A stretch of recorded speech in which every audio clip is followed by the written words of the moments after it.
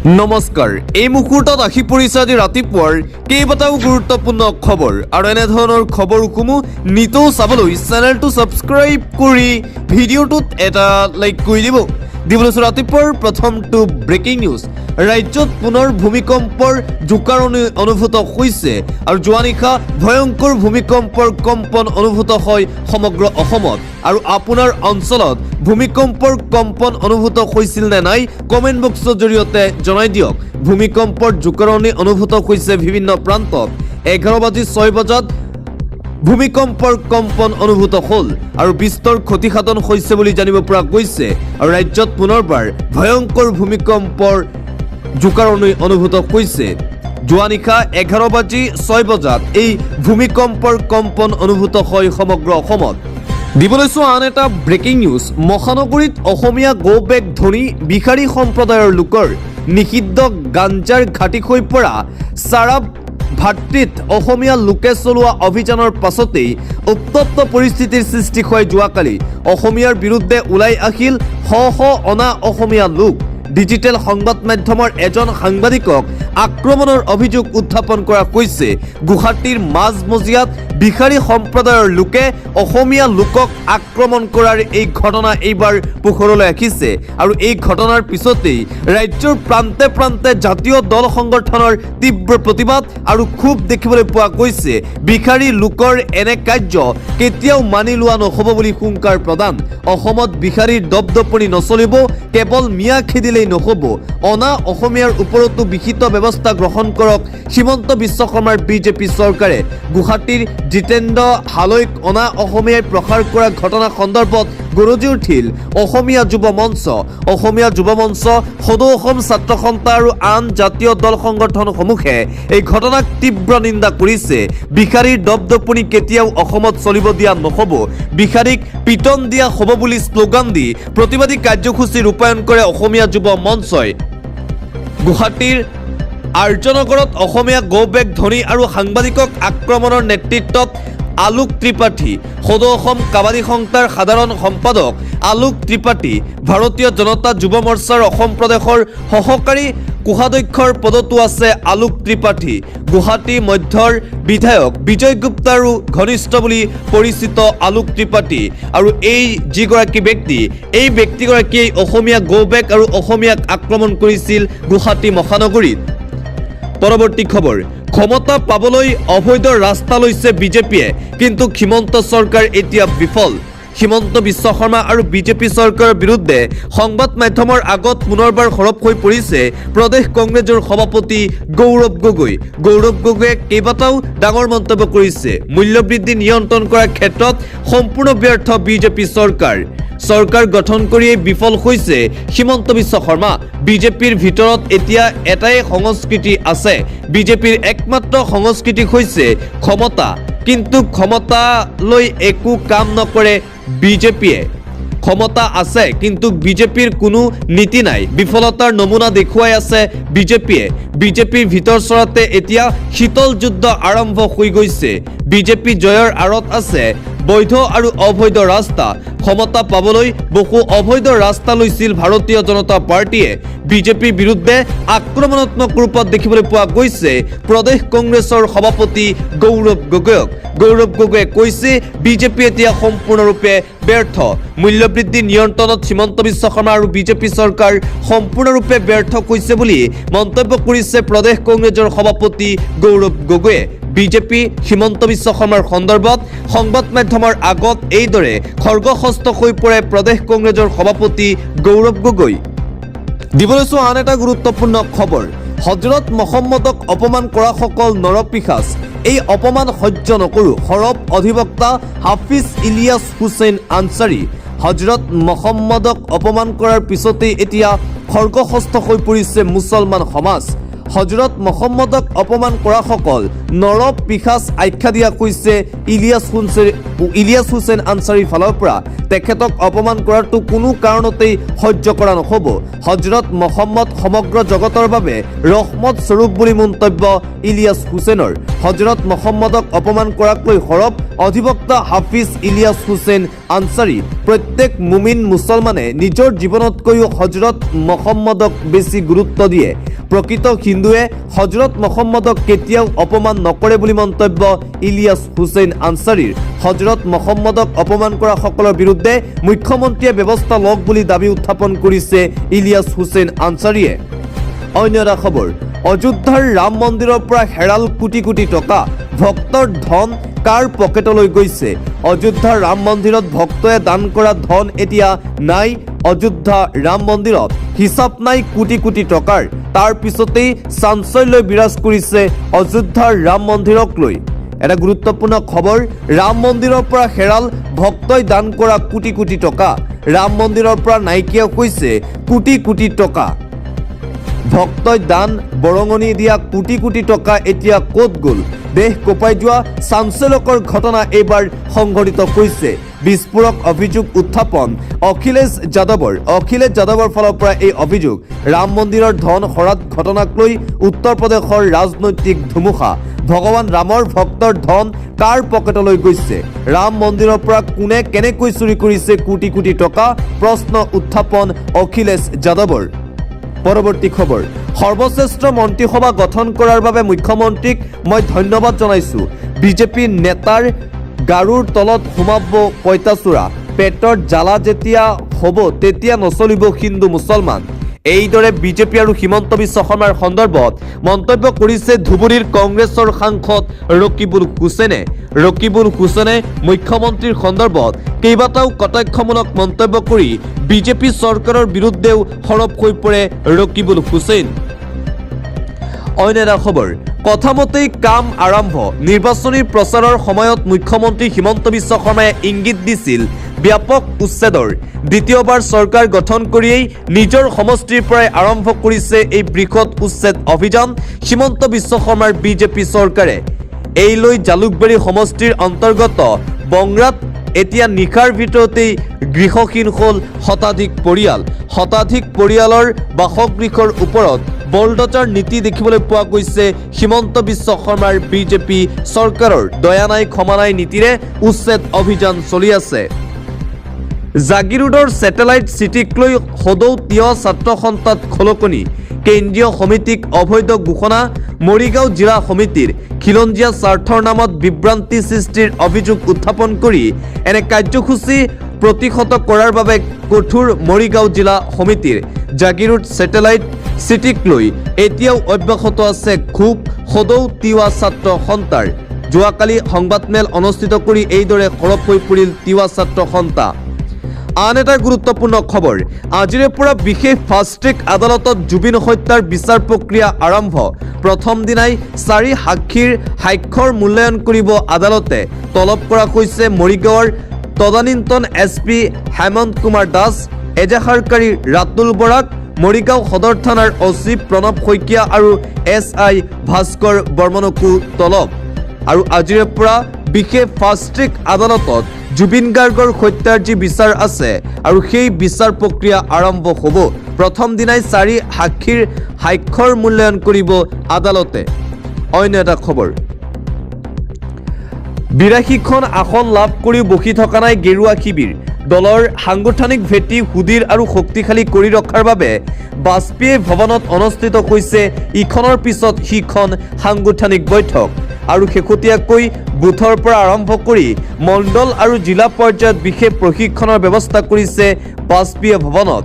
ইয়াৰ বাবে প্ৰশিক্ষকসকলৰ বাবে বিশেষ প্ৰশিক্ষণ শিবিৰ অনুষ্ঠিত হ'ল ৰাজ্যিক বিজেপিৰ মুখ্য কাৰ্যালয়ত। 82খন আসন বিধানসভা নিৰ্বাচনত লাভ কৰাৰ পিছতো বহি থকা নাই ভাৰতীয় জনতা পাৰ্টি। ইখনৰ পিছত সিখন গুৰুত্বপূৰ্ণ বৈঠক অনুষ্ঠিত হৈ আছে বিজেপিৰ অফিচত। আন এটা গুৰুত্বপূৰ্ণ খবৰ, শিৱসাগৰত সদৌ টাই আহোম ছাত্ৰ সন্থাৰ আহ্বানত অনুষ্ঠিত নাগৰিক সভা। ONGCৰ অসম বিৰোধী নীতিৰ প্ৰতিবাদত অনুষ্ঠিত এই ৰাজহুৱা সভা। শিৱসাগৰৰ পৰা কাৰ্যালয় স্থানান্তৰ বিৰোধিতা, 100% থলুৱা নিযুক্তি, পৰিৱেশ সন্তুলন, ঠিকাৰ আবণ্টনৰ নিয়ন্ত্ৰণ, নাজিৰাতে ৰখা আদি 10টাকৈ দাবীৰ সমৰ্থনত অনুষ্ঠিত হয় এই নাগৰিক সভা। দাবী মানি নল'লে ONGCৰ এনে কাৰ্যৰ বিৰুদ্ধে তীব্ৰ আন্দোলন গঢ়ি তোলা হ'ব বুলি সিদ্ধান্ত গ্ৰহণ কৰা হৈছে এই সভাখনত। শিৱসাগৰত সদৌ অসম টাই আহোম ছাত্ৰ সন্থাৰ আহ্বানত অনুষ্ঠিত হ'ল এই গুৰুত্বপূৰ্ণ বৈঠক। এই বৈঠকতেই কেইবাটাও ডাঙৰ সিদ্ধান্ত গ্ৰহণ কৰা হৈছে। দাবী মানি নল'লে তীব্ৰ প্ৰতিবাদৰ হুংকাৰ দিয়া হৈছে। পৰৱৰ্তী খবৰ, বিদেশত বহি ভাৰতৰ যুৱ প্ৰজন্মক নেগেটিভ ৰাজনীতিত ব্যৱহাৰ কৰিছে চিজেপিক সকিয়নি বিজেপিৰ ৰাষ্ট্ৰীয় সভাপতিৰ। কক্ৰোচ জনতা পাৰ্টিৰ সন্দৰ্ভত সৰব হৈ পৰিছে বিজেপিৰ সভাপতি। বিজেপিৰ সভাপতিয়ে কেইবাটাও ডাঙৰ মন্তব্য কৰিছে। কক্ৰোচ জনতা পাৰ্টিক লৈ বিজেপিৰ প্ৰথমটো মন্তব্য, বিদেশত বহি ভাৰতৰ যুৱ প্ৰজন্মক নিয়ন্ত্ৰণ কৰিবলৈ দিয়া নহ'ব। নেতিবাচক ৰাজনীতিৰ বাবে ব্যৱহাৰ কৰা হৈছে যুৱ প্ৰজন্মক। ডিজিটেল যুগৰ সুযোগত যুৱ প্ৰজন্মক বিপদে পৰিচালিত কৰিব নোৱাৰিব। যুৱ প্ৰজন্মক নেগেটিভ ৰাজনীতিৰ দিশলৈ লৈ নাযাবলৈ সকিয়নি। নেতিবাচক নহয়, ইতিবাচক ৰাজনীতি কৰক। গণতান্ত্ৰিক মৰ্যাদা ভংগ কৰিবলৈ দিয়া নহ'ব। নৱপ্ৰজন্মক উচতনি দিয়া বন্ধ কৰক। কক্ৰোচ জনতা পাৰ্টিয়ে অনুশাসনৰ জৰিয়তে ৰাষ্ট্ৰ নিৰ্মাণৰ বাবে কাম কৰিব যুৱ প্ৰজন্মই। চিজেপিৰ প্ৰতিবাদৰ প্ৰত্যুত্তৰ দি বিস্ফোৰণ নীতিন নবীৰ। যন্তৰ মন্তৰত চিজেপিৰ প্ৰতিবাদৰ পিছতে সতৰ্কবাণী বিজেপিৰ ৰাষ্ট্ৰীয় সভাপতিগৰাকীৰ। পৰৱৰ্তী খবৰ, প্ৰভুভক্তক খাদ্য খোৱাক লৈ হাহাকাৰ। RSS আৰু বিজেপি নেতাৰ মাজত হতাহতিৰ ঘটনা সংঘটিত হৈছে বুলি জানিব পৰা গৈছে। RSS আৰু বিজেপি নেতাৰ মাজত এইবাৰ এই কাজিয়াৰ ঘটনা পোহৰলৈ আহিছে। প্ৰভুভক্তক খাদ্য খুওৱাক লৈ হাহাকাৰ অৱস্থাৰ সৃষ্টি হৈছে। ইন্দোৰত RSS বিজেপিৰ ডাঙৰ সংঘৰ্ষৰ ঘটনা পোহৰলৈ আহে। সামান্য কাজিয়াৰ পৰা RSS আৰু বিজেপি নেতাৰ মাজত চৰম মাৰপিটৰ সূত্ৰপাত হয়। বিজেপি নেতাৰ ঘৰৰ সন্মুখত কুকুৰক খাদ্য খুৱাইছিল RSS নেতাই। ঘৰৰ সন্মুখত কুকুৰক খাদ্য দিয়াত বাধা দিলে বিজেপি নেতা বীৰেন্দ্ৰ শেদগেই। মুখেৰে আৰম্ভ হোৱা বাক বিতণ্ডাই অৱশেষত মাৰপিটৰ ৰূপ লয়। RSS নেতা চেতন পাৱাৰক নিৰ্দয়ভাৱে পিটিলে বিজেপি নেতাই। নেতাৰ প্ৰভাৱৰ বাবে এজাহাৰৰ ওপৰত লোৱা নাছিল তাৎক্ষণিক ব্যৱস্থা। জ্যেষ্ঠ বিষয়ববীয়াক অৱগত কৰাৰ পিছতে সক্ৰিয় শতাধিক RSS কৰ্মী। অভিযুক্ত বিজেপি নেতাৰ ঘৰ আৰু কাৰ্যালয় ঘেৰাও কৰি তীব্ৰ ভাংচুৰ। আৰক্ষী প্ৰশাসনৰ বিৰুদ্ধে তীব্ৰ শ্লোগান দি নিৰপেক্ষ তদন্তৰ দাবী উত্থাপন। অৱশেষত চেতন পাৱাৰৰ অভিযোগৰ ভিত্তিত গোচৰ ৰুজু কৰিলে আৰক্ষীয়ে। বীৰেন্দ্ৰ শেদগেৰ কাৰ্যশৈলীক গুৰুত্ব সহকাৰে ল'লে বিজেপিয়ে। অভিযুক্ত নেতা বীৰেন্দ্ৰ শেদগেক 6 বছৰৰ বাবে দলৰ পৰা বহিষ্কাৰ। ঘটনাৰ সত্যতাৰ আধাৰত পৰৱৰ্তী আইনী ব্যৱস্থা ল'ব বুলি জনালে আৰক্ষীয়ে। আৰু বিজেপি RSSৰ এই সংঘৰ্ষ। এটা ব্ৰেকিং নিউজ, মিয়াৰ স্পৰ্ধা কাটি তহলিং কৰিলে খিলঞ্জীয়াৰ কৃষিভূমি। পুনৰবাৰ মিয়াৰ কাণ্ড। বেদখলকাৰী মিয়াৰ আকৌ ভয়ংকৰ কাণ্ড অসমত। খিলঞ্জীয়াৰ মাটি দখল কৰি মিয়াই তহিলং কৰিলে কৃষিভূমি। এফালৰ পৰা কাটি তহিলং লাও কোমোৰা জলকীয়াৰ খেতি। 7 লাখ টকাৰ কৃষিভূমি নিশাটোৰ ভিতৰতে নষ্ট কৰিলে মিয়াই। মঙলদৈত মিয়াৰ এই জঘন্য কাণ্ড পোহৰলৈ আহে।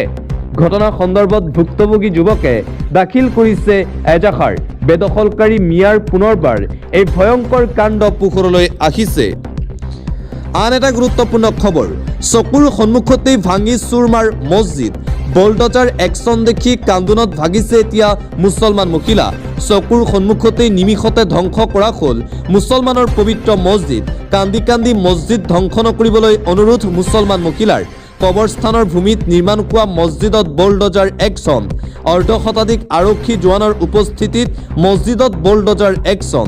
চৰকাৰী কবৰস্থানৰ ভূমিত নিৰ্মাণ কৰা হৈছিল মছজিদ। গাঁৱৰ একমাত্ৰ মছজিদতো বচাবলৈ মুছলমান ৰাইজৰ হাহাকাৰ। অবৈধ মছজিদৰ বিৰুদ্ধে দয়া নাই ক্ষমা নাই নীতি যোগী আদিত্যনাথ চৰকাৰৰ। বলডজাৰৰ লগতে হাইড্ৰ মেচিনেৰে ধ্বংস কৰা হ'ল মছজিদ। উত্তৰ প্ৰদেশৰ সম্বলত এই বৃহৎ বলডজাৰ একশ্যন দেখিবলৈ পোৱা গৈছে উত্তৰ প্ৰদেশ চৰকাৰৰ। অন্য এটা খবৰ, উচ্চ শিক্ষিত হৈও তৃতীয় চতুৰ্থ বৰ্গৰ চাকৰিত আবেদন কৰিব নোৱাৰিব। সৰ্বোচ্চ ন্যায়ালয়ৰ বৃহৎ ৰায়দান। উচ্চ শিক্ষিত হ'লে তৃতীয় আৰু চতুৰ্থ বৰ্গৰ চাকৰিৰ বাবে আপুনি এপ্লাই কৰিব নোৱাৰিব। আৰু এই ৰায়দান প্ৰদান কৰা হৈছে ন্যায়ালয়ৰ ফালৰ পৰা। উচ্চ শিক্ষিত প্ৰাৰ্থীয়ে নিম্ন অৰ্হতা পদৰ বাবে কৰিব নোৱাৰিব এপ্লাই। উচ্চ শিক্ষিত প্ৰাৰ্থীক তৃতীয় চতুৰ্থ বৰ্গৰ চাকৰিৰ বাবে যোগ্য বুলি গ্ৰহণ কৰা নহ'ব। নিৰ্ধাৰিত পদতহে দিব পাৰিব ইণ্টাৰভিউ। 10ম শ্ৰেণী উত্তীৰ্ণ প্ৰাৰ্থীৰ চাকৰি উচ্চ শিক্ষিতা দিব নোৱাৰিব। ন্যায়ালয়ৰ ফালৰ পৰা এই ডাঙৰ ৰায়দান দিয়া হৈছে। আন এটা ব্ৰেকিং নিউজ, নলবাৰীৰ পিছত এইবাৰ গোলকগঞ্জ। হিন্দু ছাত্ৰীৰে ভয়ংকৰ কাণ্ড, শফিকুল ইছলাম নামৰ মিয়া যুৱকৰ। ৰাজ্যত ইটোৰ পাছত সিটো ভয়ংকৰ ঘটনা। হিন্দু বুলি ভুৱা পৰিচয় দি ছাত্ৰীৰে ভয়ংকৰ কাণ্ড। দীৰ্ঘদিন ধৰি হিন্দু ছাত্ৰীক ব্লেকমেইলিঙৰ অভিযোগ শফিকুল ইছলামৰ বিৰুদ্ধে। নলবাৰীৰ দৰে অনুৰূপ ঘটনা এইবাৰ গোলকগঞ্জত। ছাত্ৰীগৰাকীৰ গোপন ফটো ভাইৰেলৰ ভাবুকি শফিকুলৰ। পৰিয়ালৰ এজাহাৰৰ ভিত্তিত আটক শফিকুল ইছলামক। ব্লেকমেইলিং কৰি হিন্দু ছাত্ৰীগৰাকীক লগ কৰাবলৈও হেঁচা প্ৰদানৰ অভিযোগ। প্ৰেমৰ প্ৰলোভন দি দীৰ্ঘদিনীয়া যুৱতীগৰাকীক হাৰাশাস্তি কৰাৰ অভিযোগ।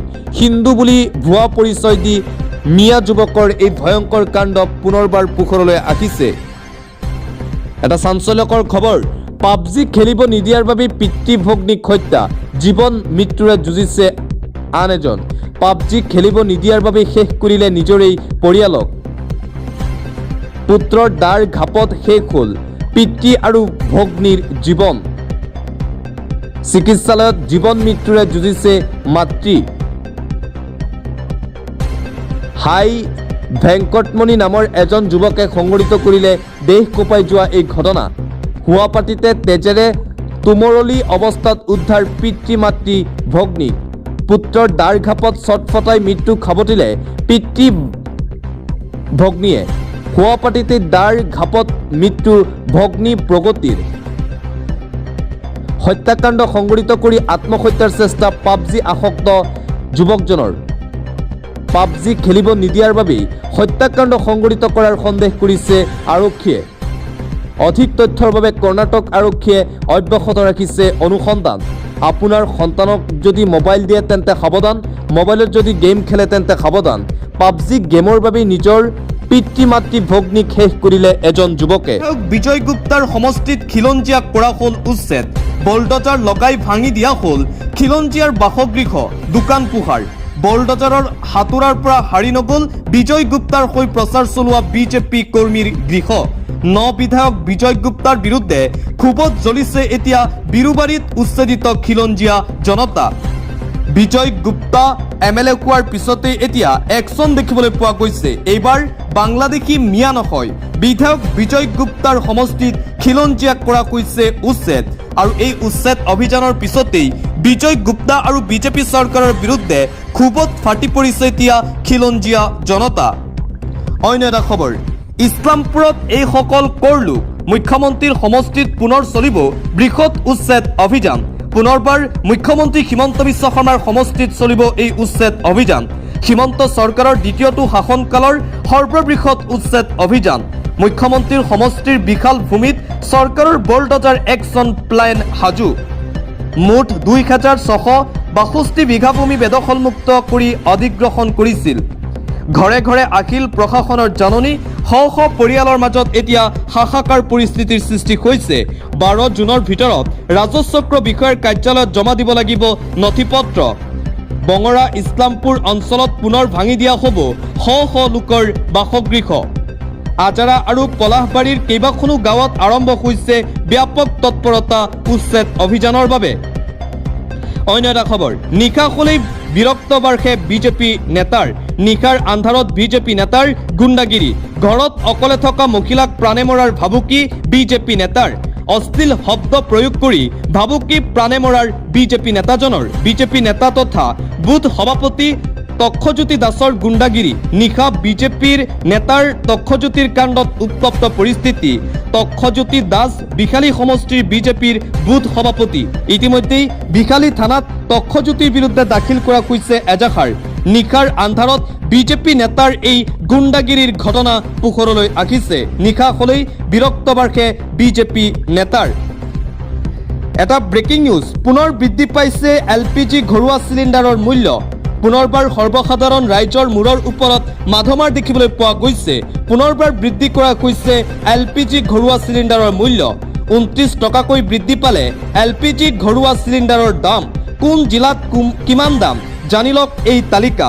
বজালী জিলাত বৰ্তমান 984 টকা, বাক্সাত 999 টকা, বৰপেটাত 84 টকা, যোৰহাটত 957.50 টকা, কামৰূপ মেট্ৰত 951 টকা, কাৰ্বি আংলঙত 964 টকা, বিশ্বনাথত 1007.50 টকা, কৰিমগঞ্জত 1093.50 টকা, বঙাইগাঁও জিলাত 976 টকা, কোকৰাঝাৰত 976 টকা, কাছাৰত 1076.50 টকা, লখিমপুৰত 1007.50 টকা, চিৰাং জিলাত 976 টকা, মৰিগাঁৱত 1001.50 টকা, ধেমাজিত 1750 টকা, নগাঁও জিলাত 1014 টকা, ধুবুৰীত 992.50 টকা, নলবাৰীত 999.50 টকা, ডিব্ৰুগড়ত 941 টকা, দক্ষিণ শালমাৰাত 992.50 টকা,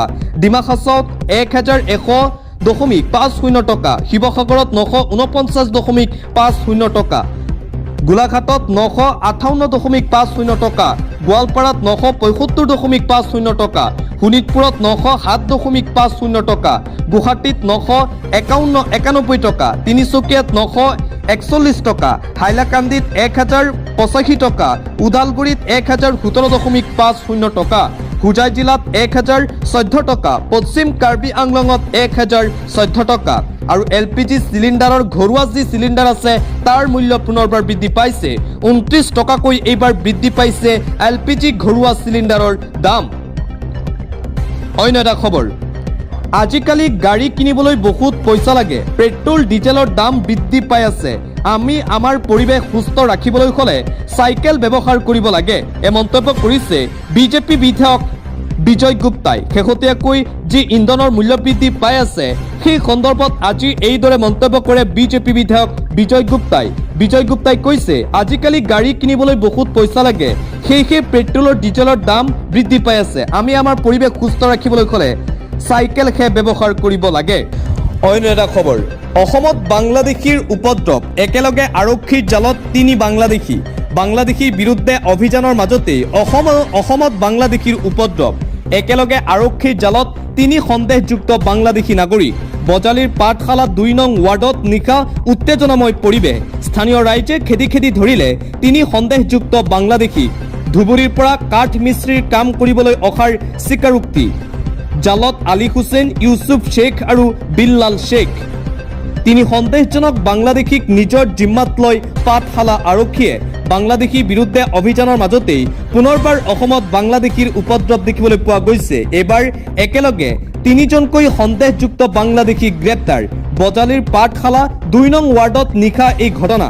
স্থানীয় ৰাইজে খেদি ধৰিলে 3 সন্দেহযুক্ত বাংলাদেশী নাগৰিকক। পৰৱৰ্তী খবৰ, অভিলেখ ৰচনাৰ দিশে এতিয়া ভাৰতৰ প্ৰধানমন্ত্ৰী নৰেন্দ্ৰ মোদী। 10 জুনত প্ৰধানমন্ত্ৰী নৰেন্দ্ৰ মোদীয়ে ৰচিব নতুন ইতিহাস। জৱাহৰলাল নেহৰুৰ ৰেকৰ্ড ভংগ কৰাৰ দিশে প্ৰধানমন্ত্ৰী নৰেন্দ্ৰ মোদী।